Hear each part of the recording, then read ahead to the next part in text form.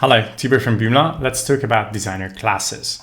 I'm opening the designer, select an image, and as you can see, there are two classes here.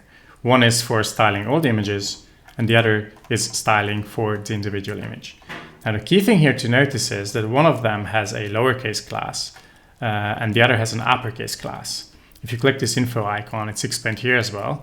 Lowercase classes are application specific, while uppercase classes are content specific.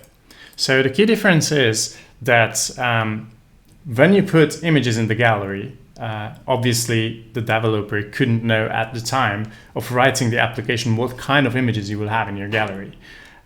So for this reason, for styling all the images, the developer was adding a single class. The name really doesn't matter for styling all the images.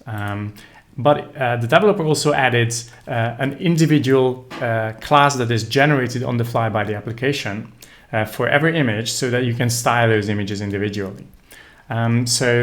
These class names, the uppercase ones, are generated on the fly from the content. So if you notice this one ends in C, if I select the next image, it ends in F. So every single image has a different one. By the way, it's the file ID that is being used here. If I was changing let's go for the same image and maybe change the rounding for this image, close the designer, and let me duplicate this image.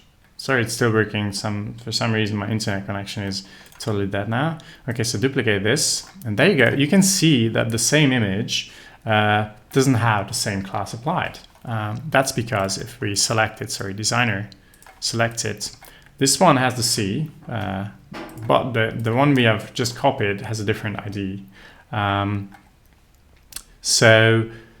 Yeah, by the way, this is longer because the file ID format has been changed and I'm using an older site for the demonstration. So by now you will see this older random looking thing for like in the classes.